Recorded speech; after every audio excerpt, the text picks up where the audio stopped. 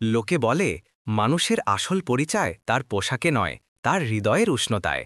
সমাজ সবসময় ধনীর দিকে তাকায়, কিন্তু আসল সম্পদ লুকিয়ে থাকে সেই গরিব মায়ের আঁচলে, যিনি রাস্তার ধারে সবজি বেচেও পৃথিবীকে মমতা দিতে ভোলেন না।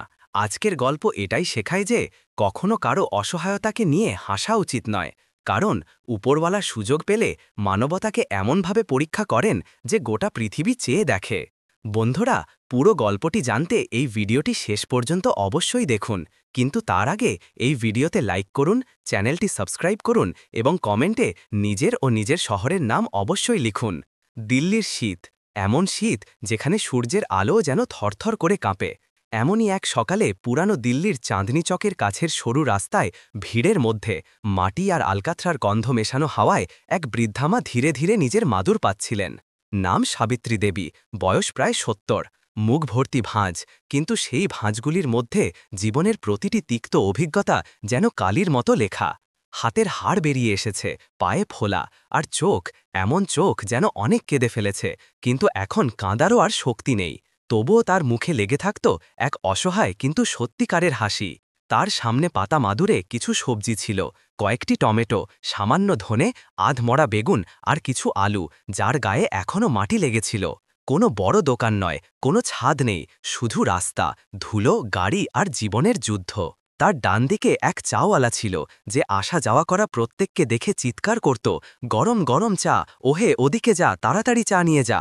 আর সেখান থেকে ২ কদম দূরেই ছিল পুরানো কাঠরাগুলির লেন, যেখানে কোলাহল আর ভিড় সবসময়ই থাকত। কিন্তু ভিড় কখনো সাবিত্রী দেবীকে দেখত না, তাকে শুধু ধাক্কা দিত, উপেক্ষা করত। একজন তো পা দিয়ে তার মাদুরে সামান্য ধাক্কা দিয়ে বলল, বুড়ি, এখানে কেন বসে থাকো, লোকের রাস্তা আটকে দাও। সাবিত্রী আস্তে কাঁপা কাঁপা স্বরে বললেন, বাবা, একটু রোদেই তো বসে থাকি, সন্ধ্যায় ওষুধ নিতে হবে, যদি সামান্য সবজি বিক্রি হয়। কিন্তু লোকটি না শুনেই এগিয়ে গেল। দিল্লির গতি এতটাই দ্রুত যে কারো কাছে থেমে কারো কষ্ট শোনার সময় নেই। বেলা ১০টা বেজে গিয়েছিল, কিন্তু তার একটিও সবজি বিক্রি হয়নি। তিনি বারবার হাত ঘষে ঠান্ডা দূর করতেন, বারবার মাফলার ঠিক করতেন, বারবার রাস্তায় চোখ রাখতেন, হয়তো কেউ থামবে, হয়তো আজ সামান্য কিছু বিক্রি হবে। তার ছেলে আগে পাশেই থাকত, এই পুরানো দিল্লির গলিতেই।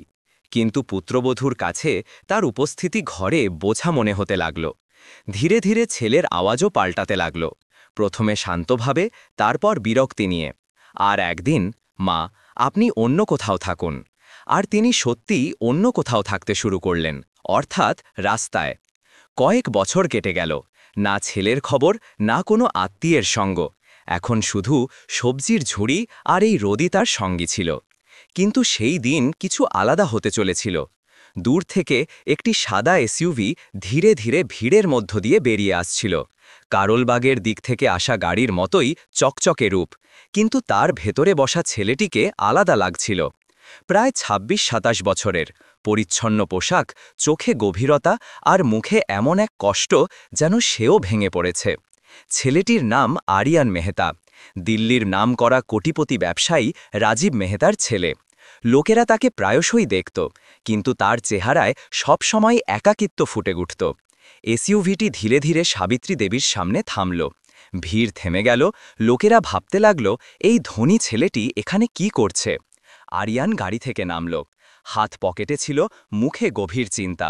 সে সোজা সাবিত্রীর দিকে এগিয়ে গেল। সাবিত্রী তাকে দেখে চোখ নামিয়ে নিলেন। হয়তো এই কারণে যে ধনী লোকেরা কখনো তার কাছে থামত না, হয়তো এই কারণে যে তিনি অভ্যাসবশত বাধ্য হয়ে গিয়েছিলেন দৃষ্টি নামিয়ে রাখা, চুপ থাকা, ব্যথা লুকানো। কিন্তু আজ কিছু আলাদা ছিল। আরিয়ান তার সামনে হাঁটু গেড়ে বসল, তার গলা কাঁপছিল। মা, এই সবজিগুলির দাম কত? সাবিত্রী চমকে উঠলেন। দিল্লি শহরের মতো জায়গায় কোনো ধনী ছেলে বুড়ো সবজিওয়ালির সাথে এভাবে কথা বলবে, এটা বিরল ছিল। তিনি তাড়াতাড়ি উত্তর দিলেন, বাবা, ২ কিলো আলু নিয়ে যাও, ১০০ টাকা দিও, ওষুধ নিতে হবে আজ। আরিয়ান তার চোখের দিকে তাকাল। ১ সেকেন্ড, ২ সেকেন্ড, আর তারপর আরিয়ানের চোখ ভরে এলো। সে ধীরে ধীরে বলল, মা, আপনাকে ওষুধ আমি দেব, আগে বলুন আপনি খেয়েছেন? সাবিত্রী ঘাবড়ে গেলেন।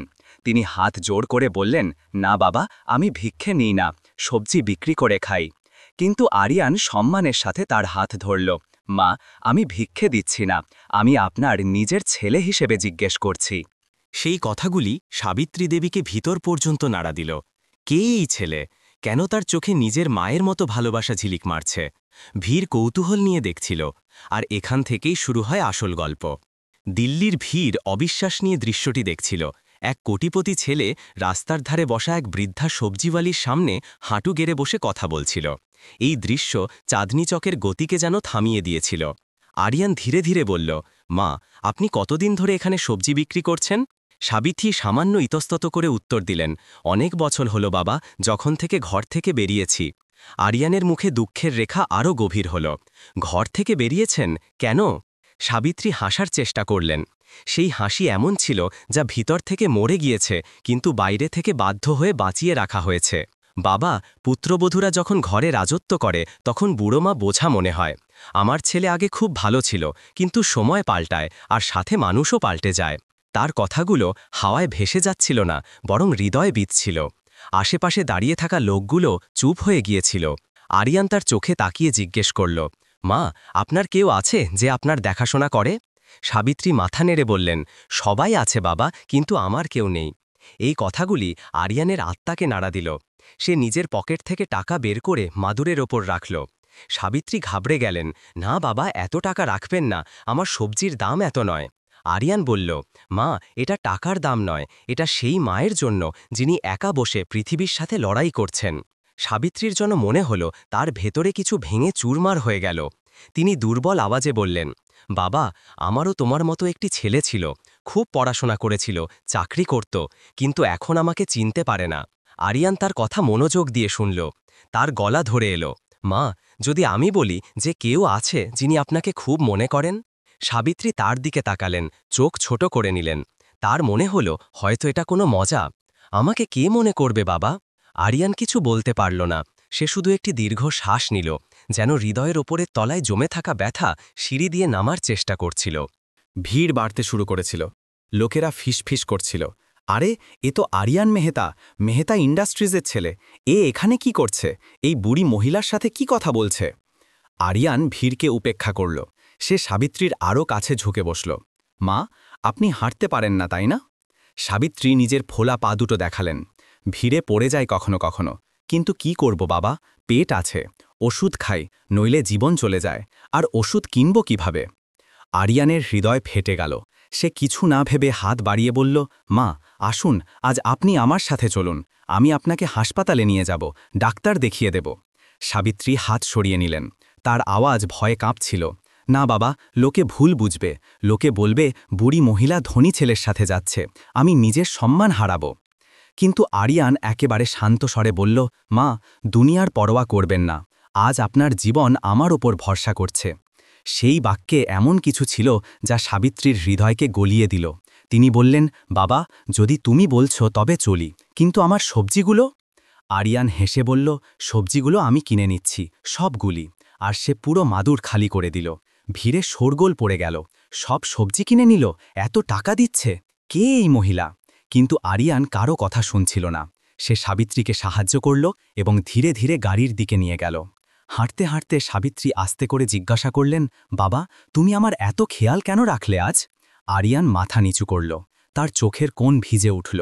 কিছুক্ষণ থেমে এসে বলল, মা, আমারও একজন মা ছিলেন, ঠিক আপনার মতো, কিন্তু আমি তাকে হারিয়ে ফেলেছি। এখন যখন আপনাকে দেখলাম, মনে হলো আমি যেন আমার মাকেই দেখছি। সাবিত্রীর পদক্ষেপ সেখানেই থেমে গেল। তিনি কাঁপা কাঁপা হাতে আরিয়ানের মুখ স্পর্শ করলেন। বাবা, তোমার মা কোথায়?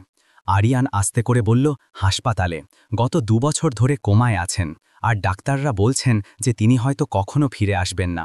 রাস্তার কোলাহলে এই কথাটি এত ভারী ছিল যে বাতাসও কয়েক মুহূর্তের জন্য শান্ত হয়ে গেল।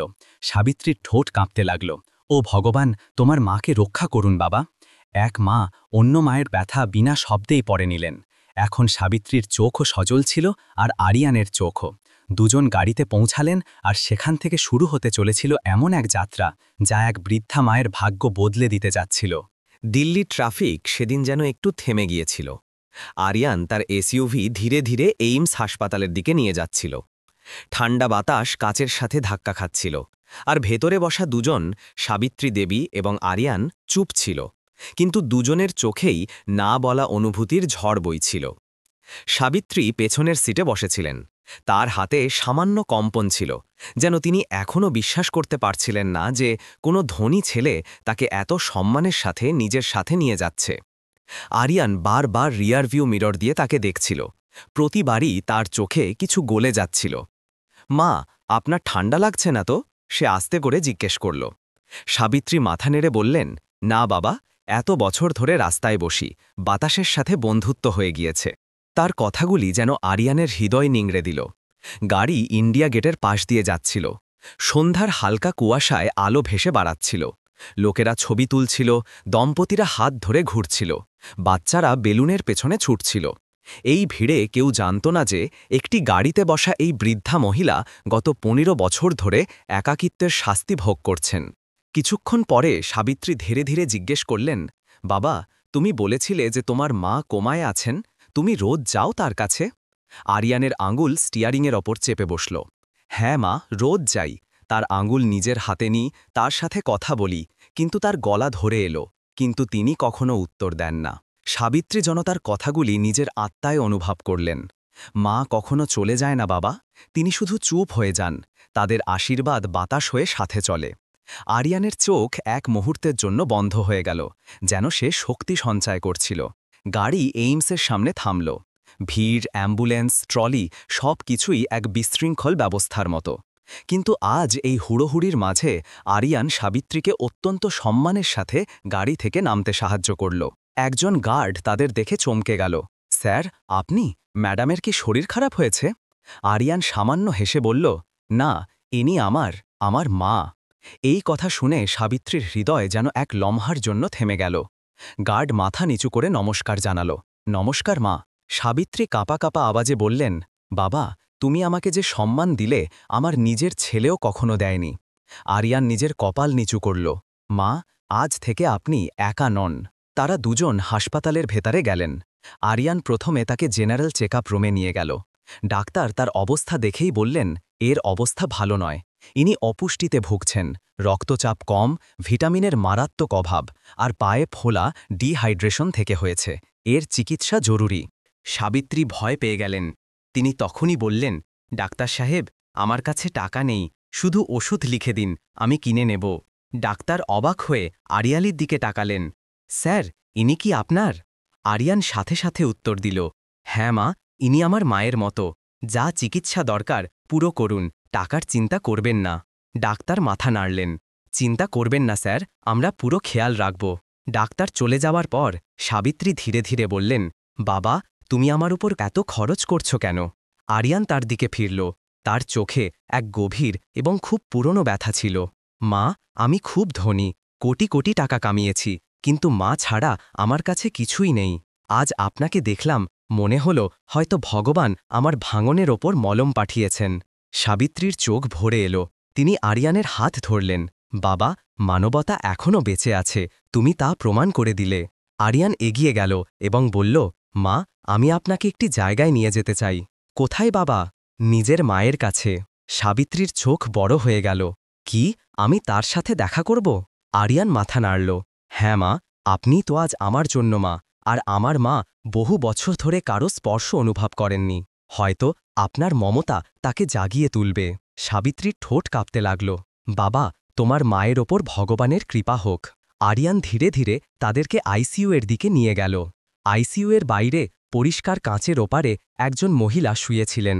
সাদা চাদরে, মুখে অক্সিজেন মাস্ক, চোখ বন্ধ, শরীর একেবারে স্থির।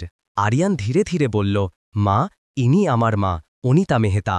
সাবিত্রী কাঁচের ওপার থেকে সেই মহিলাকে দেখলেন এবং হঠাৎ তার শ্বাস দ্রুত হতে লাগল।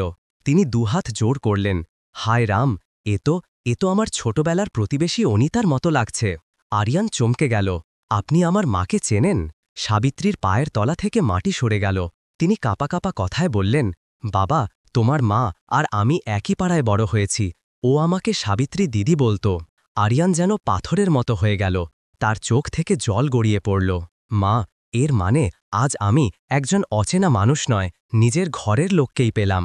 দিল্লির হাসপাতালের ঠান্ডা হাওয়ায় দুটি জীবনের ভাগ্য একে অপরের সাথে জড়িয়ে গেল। গল্প এখান থেকে এক নতুন মোড় নিতে চলেছিল।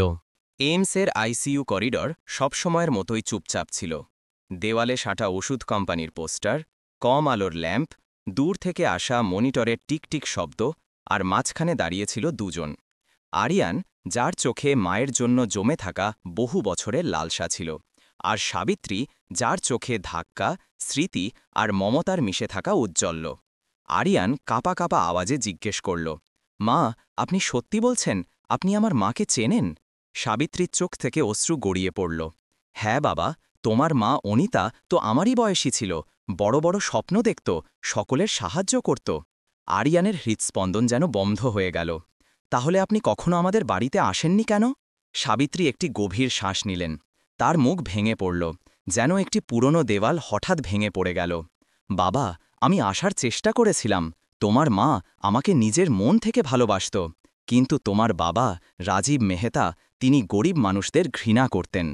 আরিয়ান চোখ নামিয়ে নিল। এই সত্যিটা তীরের মতো বিঁধল। সাবিত্রী আরও বললেন, একদিন তোমার মা কাঁদতে কাঁদতে আমার বাড়িতে এসেছিল, বলেছিল যে বিয়ের পর তাকে পুরনো সম্পর্ক বজায় রাখার অনুমতি নেই।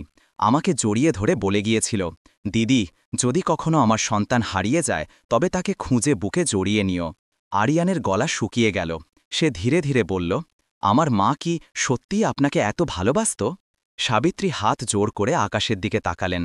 বাবা, সে আমাকে নিজের মায়ের মতো স্নেহ করত, আর তুমি তো ঠিক তারই চোখের মতো দেখতে। সেই মুহূর্তে যেন বহু বছর পর একটি ভাঙা সম্পর্ক আবার জোড়া লাগতে শুরু করল। নার্স বাইরে এলো এবং বলল, স্যার, আপনি ভেতরে যেতে পারেন, তবে শুধু একজনই যেতে পারবেন। আরিয়ান সাথে সাথে যেতে প্রস্তুত হল, কিন্তু সাবিত্রী তার হাত ধরলেন। না বাবা, আগে আমি যাব, আমি তোমার মায়ের সাথে কথা বলবো, যা তিনি শুনতে চান। আরিয়ান এক মুহূর্ত ভাবল, তারপর মাথা নেড়ে অনুমতি দিল। সাবিত্রী ধীরে ধীরে আইসিইউয়ের ভেতরে গেলেন। ভেতরের হাওয়ায় ওষুধের গন্ধ, মেশিনের বিপ বিপ শব্দ, আর এমন এক নীরবতা ছিল যা মৃত্যু থেকেও ভারী মনে হচ্ছিল। অনিতা মেহতা অজ্ঞান হয়ে শুয়েছিলেন, মুখ রোগা, চোখ বন্ধ, শরীর স্থির, তবুও তার মধ্যে একটি শ্বাস ছিল, এক আশা ছিল। সাবিত্রী তার কাছে গেলেন, তার কপালে হাত রাখলেন এবং ভেঙে পড়ে কাঁদতে শুরু করলেন। অনিতা, দিদি, তোর সাবিত্রী এসেছে, দেখ তোর ছেলে কত বড় হয়ে গিয়েছে। অনিতার আঙুলগুলি সামান্য নড়ে উঠল। নার্স ও ডাক্তার দুজনেই চমকে গেলেন। রোগীর মধ্যে প্রতিক্রিয়া দেখা যাচ্ছে, কিন্তু সাবিত্রীর আওয়াজ ভাঙা হলেও দৃঢ় ছিল। অনিতা, তোর ছেলে খুব কষ্ট পাচ্ছে তোর জন্য, প্রতিদিন আসে, তোর হাত ধরে, তুই কেন চুপ আছিস এত বছর ধরে? হঠাৎ অনিতার চোখের কোণ থেকে এক ফোঁটা অশ্রু গড়িয়ে পড়ল। ডাক্তার চিৎকার করে উঠলেন, she is responding, increase the oxygen support. কিন্তু সাবিত্রীর কান্না আরও গভীর হল। তোর ছেলে একা অনিতা, খুব একা। আজ আমি ওকে রাস্তা থেকে তুলে এনেছি, তুই কেন শুনছিস না? মনিটরের বিপ শব্দ সামান্য বেড়ে গেল। ডাক্তারদের মুখে বিস্ময় ছিল। সাবিত্রী অনিতার হাত ধরে বললেন, অনিতা, তুই বলেছিলি যদি কখনো তোর সন্তান হারিয়ে যায় তবে তাকে বুকে জড়িয়ে নিতে। আজ তোর সন্তানের মাকে দরকার, তুই অন্তত ওর আওয়াজটা তো শোন। অনিতার চোখ সামান্য খোলার চেষ্টা করতে লাগল। ডাক্তাররা চিৎকার করলেন, patient is coming out of coma. আইসিইউয়ের বাইরে অপেক্ষা করা আরিয়ান আওয়াজ শুনল এবং ভেতরে ছুটে গেল। নার্স তাকে আটকাতে গেল, স্যার প্লিজ এখন ভেতরে না। কিন্তু ডাক্তার বললেন, let him come, the patient is responding to emotional triggers. Aryan ভেতরে এলো এবং বহু বছর পর প্রথমবার তার মায়ের চোখ সামান্য খুলল। তিনি কোনো আওয়াজ করতে পারলেন না, কিন্তু তার আঙুল হাওয়ায় উঠল আরিয়ানের দিকে। আরিয়ান ভেঙে পড়ল, সে হাঁটু গেড়ে বসে গেল। মা, মা, আমি এসে গিয়েছি, মা, আমাকে ছেড়ে যেও না। আইসিইউতে উপস্থিত সকলে কেঁদে উঠল। ডাক্তাররাও নিজেদের চোখের জল লুকাতে পারলেন না। সাবিত্রী পেছনে দাঁড়িয়ে শুধু হাসছিলেন। দেখলি অনিতা, তোর ছেলে তোর মমতার সাথে কতটা জড়িয়ে আছে। মনিটরের বিপ স্থির হতে লাগল। অনিতার আঙুল সাবিত্রীর আঙুল ছুঁয়ে দিল।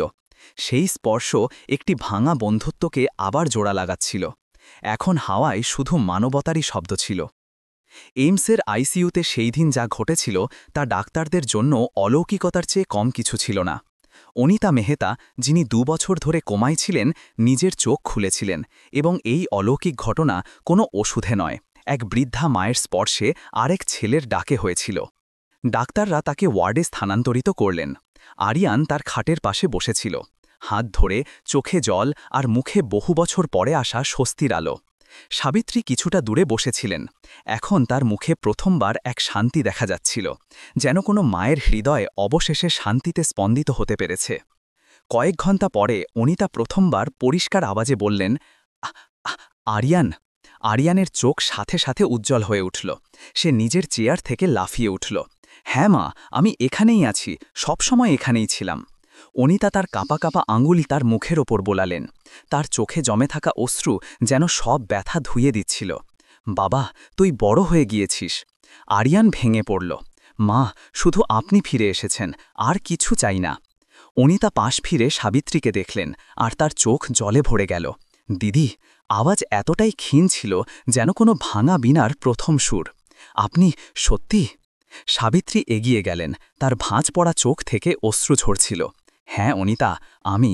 ভগবান তোর ডাক শুনেছেন।" অনিতা হাত বাড়ালেন। দুজন মহিলা একে অপরের হাত ধরলেন, যেন ছোটবেলার দুই বান্ধবী সময়ের পাহাড় ডিঙিয়ে আবার এক হয়েছেন। কিছুদিনের মধ্যে অনিতার অবস্থা আরও ভালো হতে লাগল। ডাক্তাররাও অবাক ছিলেন যে তার আরোগ্য এত দ্রুত হচ্ছে কিভাবে। আরিয়ান সাবিত্রীর দিকে তাকাল। "মা, আপনি আমার মাকে ফিরিয়ে আনলেন।" সাবিত্রী হেসে বললেন, "না বাবা, মমতা ডেকেছে তাকে, আমি শুধু আওয়াজ দিয়েছি।" এরই মধ্যে হাসপাতালের বাইরে একটি দামি গাড়ি এলো। তা থেকে নামলেন রাজীব মেহতা, দিল্লির নামকরা শিল্পপতি, অহংকার আর টাকার প্রতীক। তিনি ছুটে ঘরে এলেন এবং চিৎকার করে উঠলেন, "অনিতা, তুমি জ্ঞান ফিরে পেয়েছ? এ কিভাবে হলো?" অনিতা তার দিকে তাকালেন এবং চোখ ফিরিয়ে নিলেন। এই প্রথম তিনি স্বামীর দিকে তাকাতে অস্বীকার করলেন। রাজীব চমকে গেল। সে ডাক্তারদের জিজ্ঞেস করল, "আমার স্ত্রীকে কে জাগাল?" ডাক্তার শান্ত স্বরে বললেন, "আপনি নন, অন্য কেউ। উনি তো দুনিয়ার সাথে লড়ছিলেন, কিন্তু তার শুধু ভালোবাসা দরকার ছিল।" রাজীব রাগে আশেপাশে তাকাল। তখনই তার নজর সাবিত্রীর ওপর পড়ল। সে থেমে গেল, কেঁপে উঠল, মুখ সাদা হয়ে গেল। তুমি তুমি এখানে কি করছ?" সাবিত্রী একেবারে সোজা হয়ে দাঁড়ালেন। "যা এক মা করে, নিজের মেয়েকে জাগাতে এসেছি।" রাজীবের মুখ হাঁ হয়ে রইল। "মেয়ে? তুমি অনিতাকে মেয়ে বলছ?" অনিতা দুর্বল কিন্তু দৃঢ় আওয়াজে বললেন, "হ্যাঁ রাজীব, ইনি আমার মা। তুমি আমাকে তার থেকে দূরে সরিয়েছিলে, কিন্তু ইনি আমাকে মৃত্যু থেকে ফিরিয়ে এনেছেন।" ঘরের হাওয়ায় এক নীরবতা ছেয়ে গেল। রাজীবের জন্য এটা ছিল এক আঘাত। টাকা হয়তো তাকে টলাতে পারত না, কিন্তু দুজন মহিলার এই পুনর্মিলন তার আত্মাকে নাড়িয়ে দিল। অনিতা হাত বাড়িয়ে সাবিত্রীর হাত ধরলেন। "দিদি, আপনি কি আমার বাড়ি ফিরে যাবেন? এইবার আমি আপনাকে হারাব না।" সাবিত্রীর চোখ ভিজে গেল, কিন্তু তিনি ধীরে ধীরে বললেন, "না অনিতা, আমি তোর নয়, তোর ছেলের দায়িত্ব।" আরিয়ান চমকে গেল। "মা, আমি?" সাবিত্রী তার মাথায় হাত বোলালেন। "হ্যাঁ বাবা, সেই দিন রাস্তায় যখন তুই আমার হাত ধরেছিলি, মনে হয়েছিল আমি তোর হাত নয়, তোর হৃদয়ে ধরেছি।" অনিতা হেসে দিলেন। "বাবা, এখন দুজন মা আছেন তোমার।" আরিয়ান কেঁদে উঠল। সে হাঁটু গেড়ে বসে গেল এবং সাবিত্রীর পা ছুল। "মা, এখন আপনি কোথাও যাবেন না, আপনি আমার সাথেই থাকবেন, আমার বাড়িতে, আমার হৃদয়ে, আমার মা হয়ে।" সাবিত্রীর ভাঁজ পড়া চোখ থেকে আনন্দের অশ্রু ঝরে পড়ল। কয়েক সপ্তাহ পরে মেহতা ভিলায় এক বড় সংবর্ধনা সভার আয়োজন করা হল। দেওয়ালে আলো, মানুষের ভিড়, আর মাঝখানে দাঁড়িয়েছিলেন দুজন মা। অনিতা মেহতা বহু বছর পর জীবিত আর হাসি খুশি, আর সাবিত্রী দেবী সেই বৃদ্ধা সবজিওয়ালি, যিনি এখন এক কোটিপতি ছেলের মা। দিল্লির চ্যানেলগুলো এই খবর প্রচার করছিল। দিল্লির রাস্তা থেকে পাওয়া মা কোটিপতি ছেলে দিল সম্মান ও ঘর। বৃদ্ধা সবজিওয়ালি হলেন কোটিপতির মা, মানবতার জয়। আরিয়ান দুজনের মাঝে দাঁড়িয়ে বলল, "আজ আমি শিখেছি যে মায়ের সম্পর্ক রক্তে নয়, হৃদয় দিয়ে তৈরি হয়।" পুরো দিল্লি করতালি দিয়ে মুখরিত হয়ে উঠল, আর সাবিত্রীর চোখ আকাশের দিকে তাকিয়ে শুধু এটাই বলছিল, "ভগবান, এখন আমার জীবন সফল হল।" কখনো কখনো রাস্তার ধারে বসা এক বৃদ্ধা মাও কারো ভামা জীবন জোড়া লাগাতে পারেন। মানবতা শুধু একটি হাত বাড়ানোর দূরত্বে থাকে। যদি এই গল্প আপনার হৃদয় স্পর্শ করে থাকে, তবে আমাদের চ্যানেল জীবনের গল্প লাইক, সাবস্ক্রাইব এবং শেয়ার অবশ্যই করুন। কমেন্টে নিজের ও নিজের শহরের নাম লিখুন, যাতে আমরা জানতে পারি যে আমাদের গল্পগুলি কোথায় কোথায় হৃদয় স্পর্শ করছে। আবার দেখা হবে এক নতুন আবেগপূর্ণ গল্পের সাথে। ততক্ষণ পর্যন্ত খুশি থাকুন, সুস্থ থাকুন এবং নিজের মা বাবাকে সময় দিন।